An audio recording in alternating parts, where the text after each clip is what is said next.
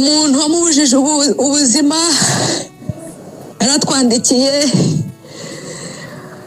atwandikira ko yamukunze Ingabire akamwanga, ariko aravuga ko azamubona,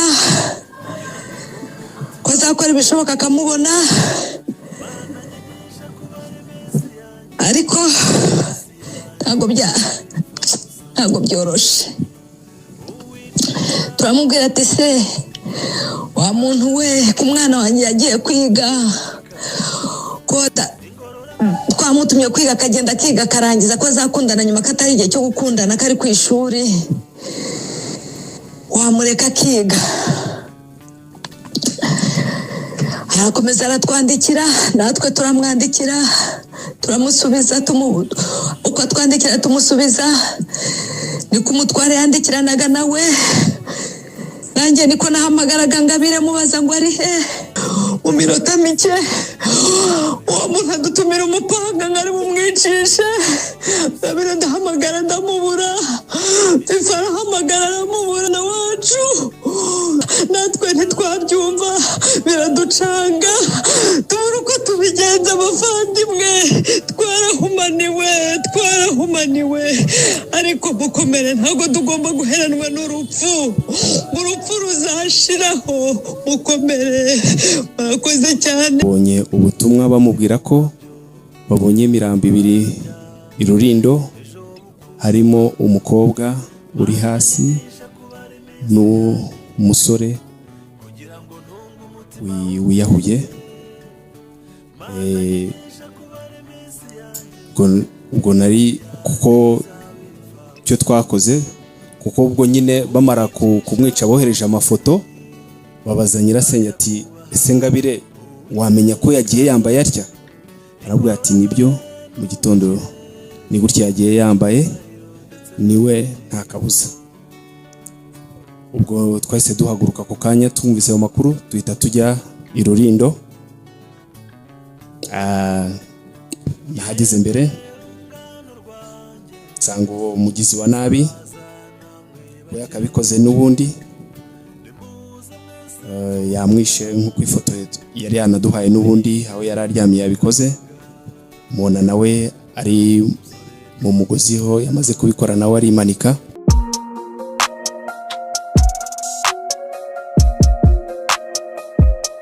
Impanuro TV, ishakiro ry'amakuru yizewe.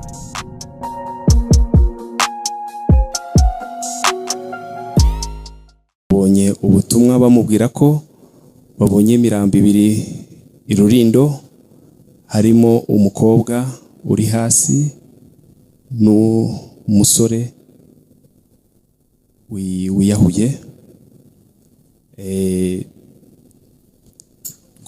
Ubwo nari kuko cyo twakoze, kuko ubwo nyine bamara kumwica bohereje amafoto, babaza nyirasenge ati ese Ingabire wamenya ko yagiye yambaye atya? Arabwira ati nibyo, mu gitondo ni gutya yagiye yambaye, niwe nta kabuza. Ubwo twahise duhaguruka ako kanya twumvise ayo makuru, duhita tujya i Rulindo. Nahageze mbere nsanga uwo mugizi wa nabi we yakabikoze n'ubundi, yamwishe nk'uko ifoto yari yanaduhaye n'ubundi, aho yari aryamye yabikoze. Mubona nawe ari mu mugozi ho, yamaze kubikora nawe arimanika.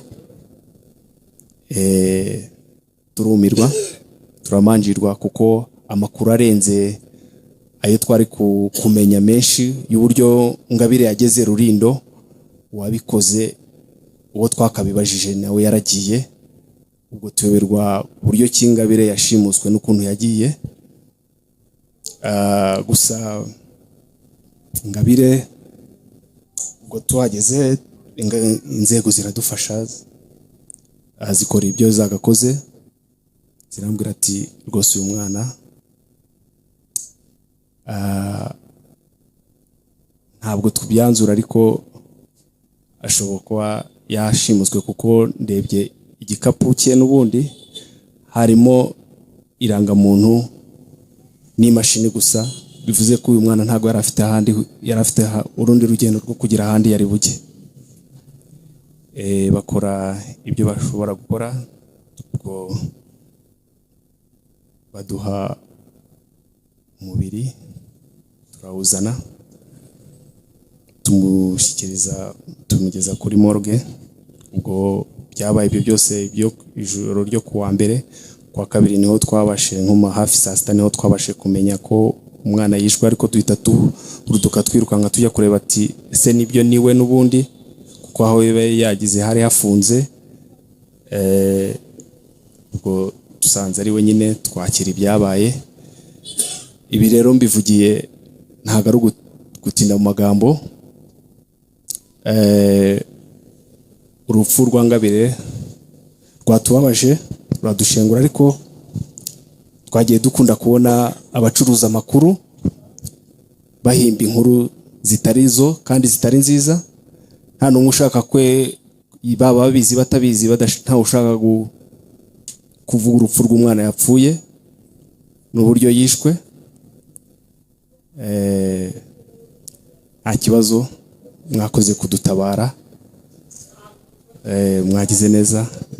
Nibyo nashakaga kubasangiza kuri bike by'urupfu rwa Ngabire, ukuntu tubuze umwana mu buryo bw'amaherere.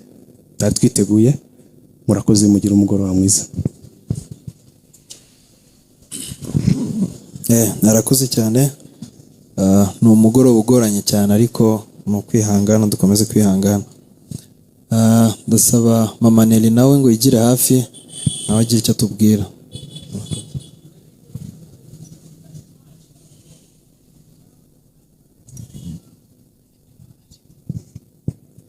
Mwiriwe. Munsi nk'uyu muntu ajya buruha aho ahera. Ngiye mpagaze aha ngira ngo ntangirire abagiye kuvuga ariko badahagaze aha. Urupfu ntabwo ari umushyitsi, twese turarumenyereye, ariko ntirumenyerwa. Akaga n'agahinda ko gupfusha ni kimwe, ariko ako kudashyingura karenza ko. Hari abantu, abavandimwe, aba nyirasenge ba Ngabire bataraha kandi bamureze. Noniya yareze Ngabire ari uruhinja, ari primaire, ari muto cyane. Agahinda ka Noniya ntawagasobanura. Yasabye ngo tuwamubere, ariko amagambo Noniya avuga sinayashobora. Rero Noniya yohereje audio nka nyirasenge wamureze ari uruhinja, amwitezeho byinshi, nkuko Ngabire yamwitaga mama we. Muzi ko Ngabire yabuze nyina ari muto cyane. Uwo nyina rero wamukundaga na Ngabire amukunda, ntamushyinguye, afite agahinda karenze. Niko tugiye kumva.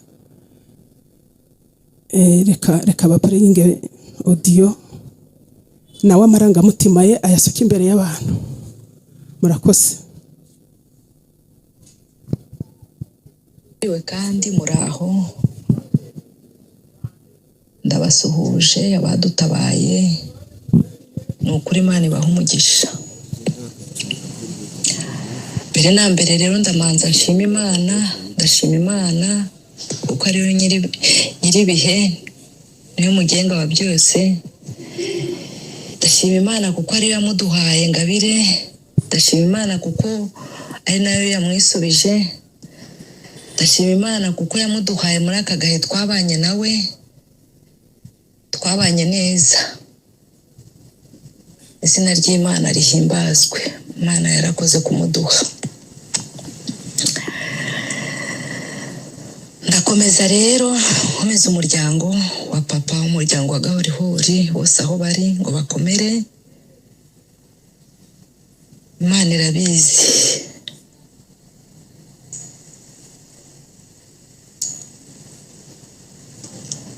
Imana irabizi. Mukomere, natwe turakomeye nubwo bitoroshe. Natwe turakomeye aho turi. Reka nihanganishe cyane cyane umuryango wa Kalisa, ise wa Ngabire. Reka nihanganishe abavukanyi bangabire bakuru be barumunabi. Reka nihanganishe n'abandi bose mwifatanyije natwe, mwakoze cyane, Imana ibaha umugisha, mwakoze kuhatubera aho tutari. Ndakomeza rero mvuga amateka ya Ngabire. Twabanye neza, njyewe ndi nyirasenge wa Ngabire. Ngabire twabanye niba ntibeshye 2013 cyangwa 14. Twabanye mama wakimara gupfa, twabanye umutware wanjye amusabye Karesa aramuduha, tumuzana ari umwana muto warutaha abanjye gake gatoya, ababera mukuru wabo mwiza, ababera inshuti, baramukunda nawe arabakunda, ambera umwana mwiza. Amateka ya Ngabire ntago byoroshe, ntago mfite aho nyahera, ntago mfite aho nyasoreza, ariko birakwiye ko mvuga.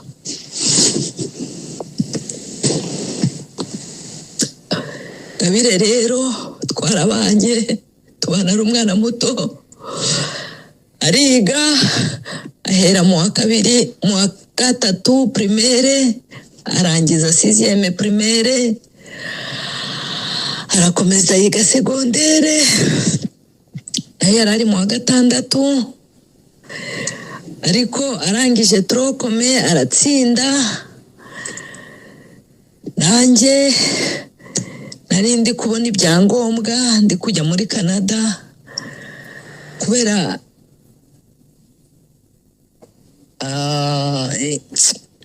niba navuga ngo ibyangombwa byo kuza ntabwo byashobokaga ko muzana, ariko ntibyari byoroshe ko musiga nk'umwana wanjye. Ngabire turabana, gahunda zose nkazimubwira, nkamubwira ariko nzakoresha uburyo bwose tuzajyana. Ngabire byose yari abizi kandi yabyitwayemo neza. Reka nsubire inyuma mvuge ku mateka y'uko twabanye, n'ibyo ndongera mbigereho. Ngabire yitwa mukunda abantu, yitwa inshuti ya bose. Ngabire arazi kubana, Ngabire ari inshuti y'abana, Ngabire ari inshuti y'abakuru n'abato. Ngabire twabanye neza, Ngabire yandereye abana, babera mukuru wabo mwiza. Ngabire rero wavuga ibye ntabwo abivuga umunsi umwe, ntabwo abivuga isaha imwe, ntabwo abivuga ukwezi, ntabwo abivuga umwaka ngo birangize, ariko ndagerageza mvuge mu bike. Ngabire yabanye nanjye neza, abana n'abana banjye neza, twese mu rugo tubaniye neza. Yewe wari kubana n'abana banjye, yararanye nabo, yakinye nabo, yabigishije uturimo tumwe na tumwe, yabigishije nko gukoropa, akabigisha uko boza amasahani, abigisha kwigaburira, abigisha agashira nk'imyenda mu mbasa, akabereka uko bamesa bakamuzambiriza, ariko akabazana ngo baze bafure hamwe, bakina hamwe, bakina baro, bakina amagare, arabigisha. Ngabire yewe yabajyanaga no mu byajiya.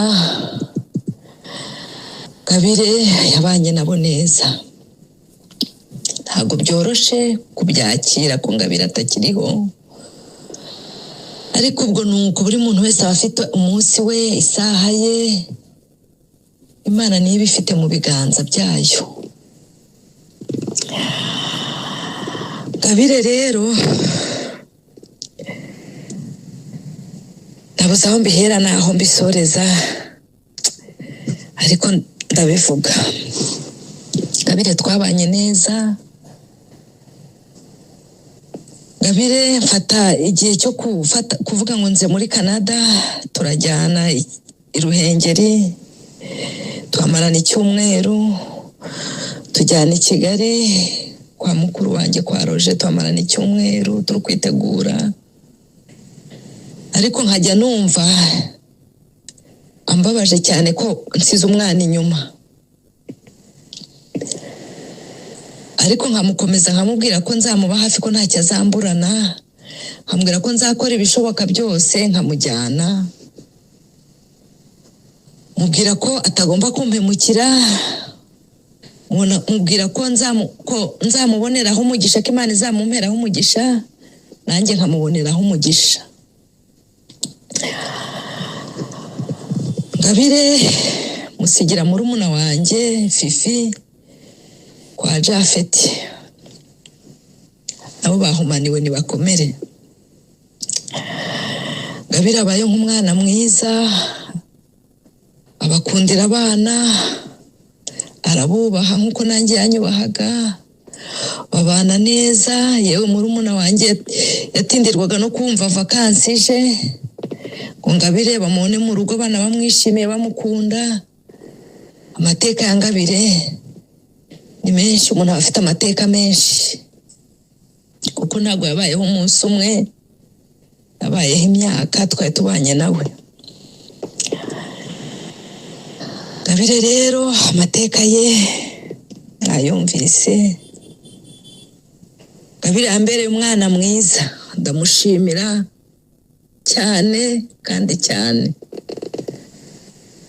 Twari dufitanye imigambi myiza myinshi, namubwiye ko agomba gutumbagira akagera kure. Ngabire yari umujyambere, Ngabire yari afite byiza byinshi, Ngabire yari umwana ukunditse, Ngabire yari umwana mwiza, ntawe utakwifuza kubana na Ngabire. Uwabanye nawe wese amonyeho imico myiza, yabanye nawe neza. Ngabire ntabwo yari umwana uzi gushwana, niba mubwiraga ngo ikintu cyagenze neza, Ngabire yarakubwiraga, wabona wenda umurushe nk'urakari cyangwa umubwiye nabi, akavuga ati nta kibazo basi, ntashobore guterana n'umuntu amagambo. Ngabire twarabanye, tubana neza, ntacyo mushinja. Yambere umwana mwiza cyane cyane. Imana izamuha umugisha, Imana izamuha ijuru. Ibya Ngabire ni birebire, ariko reka ntabwo nareka gushima kandi nihanganisha. Ukuri nshimiye umuryango wose wa Gahorihori, nshimiye abahagurutse bakadufasha, abadutabaye, nshimiye umuryango wanjye aho ndi, nshimiye umuryango wa Roger. Ntabwo bikwiye ko mbashima, ariko ndabashimiye nabo, kuko twese twahumaniwe hamwe. Ndashimira umuryango wa Japhet, ndamushimiye bihagije byimazeyo. Ndashimira Kayisire, ndashimira Paul, ndashimira Kampire, ndashimira Denise, ndashimira Nyabatware, ndashimira n'abandi bose mwabyumvishe mugahaguruka. Yewe na Sironi ndagushimira cyane. Ndashimira ba Cecile, ndashimira ba Kamasa, ndashimira Karisa. Mukomere, mwihangane, birakwiye ko twihangana kuri uyu munsi wa Ngabire w'amateka, umunsi wa nyuma. Imana izaduhe kuzamubona. Reka nte kurambirana, ni ukuri. Imana ibahe umugisha, kandi Imana izamuha ijuru, Imana izaduhe kumubona. Imana nyir'ibihe izamuha ijuru.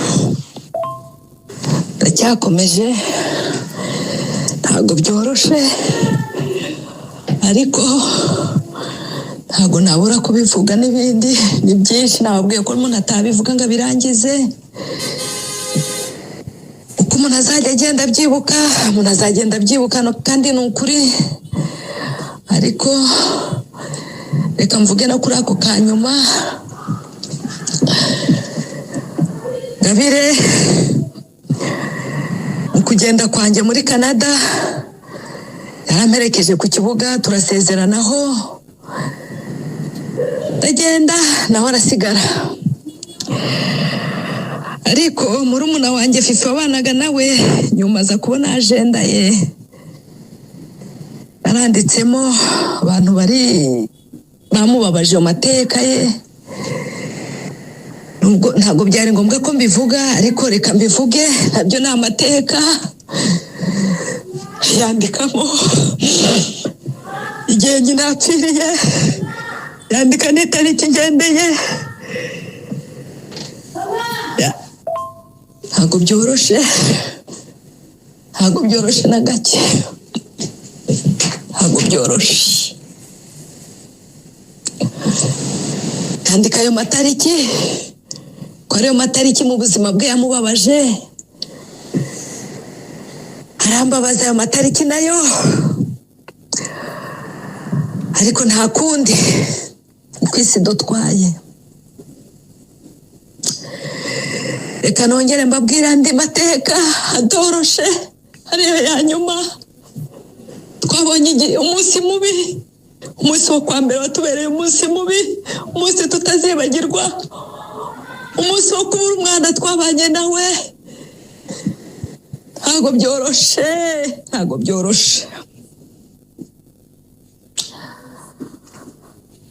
Umuntu wamubujije ubuzima yaratwandikiye, atwandikira ko yamukunze, Ngabire akamwanga, ariko aravuga ko azamubona, ko azakora ibishoboka akamubona. Ariko ntabwo byoroshe. Turamubwira ati se wa muntu we, ku mwana wanjye yagiye kwiga, ko twamutumye kwiga akagenda akiga akarangiza, ko azakundana nyuma ko atari igihe cyo gukundana, ko ari ku ishuri, wamureka akiga. Arakomeza aratwandikira, natwe turamwandikira, turamusubiza, uko atwandikira tumusubiza. Niko umutware yandikiranaga nawe, nanjye niko nahamagaraga Ngabire mubaza ngo ari he, kuko yari yambwiye ko agiye muri stage. Niko nahamagaraga Fifi tumutumira message, niko twahamagaraga Japhet, niko twasangiranaga amakuru, niko Japhet twamukuye muri siporo, niko mukuru wanjye mama Loisi tubanaha, turamuhamagara tumubwire ibyo turi kubona. Mu minota mike uwo muntu adutumira umupanga ngo ari bumwicishe. Ngabire ndahamagara ndamubura, Fifi arahamagara aramubura na wacu. Natwe ntitwabyumva, biraducanga, tubura uko tubigenza abavandimwe. Twarahumaniwe, ariko mukomere, ntabwo tugomba guheranwa n'urupfu. Urupfu ruzashiraho, mukomere. Murakoze cyane, Imana ibarinde mwese.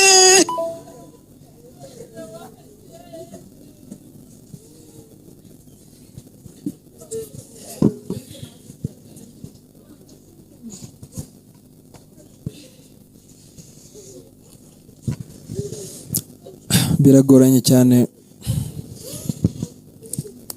kugira icyo umuntu arenza kuri aya magambo, ariko dukomere. Ni agahinda, ariko igihe kizagera tuzahura n'umwana wacu twongere tumubone. Ndabizi aho Mama Dog ari ntago yorohewe, Mama Dog ahari ntago yorohewe. Kuba warabanye n'umwana none akaba atanamushinguyeho. Mama Dog n'umuryango wose aho muri mwihangane kandi mukomere, Imana irahari. Reka nsabe Japhet nk'umuntu bari bamaze imyaka yindi babana, ngo yigire hafi ntagire icyo tubwira.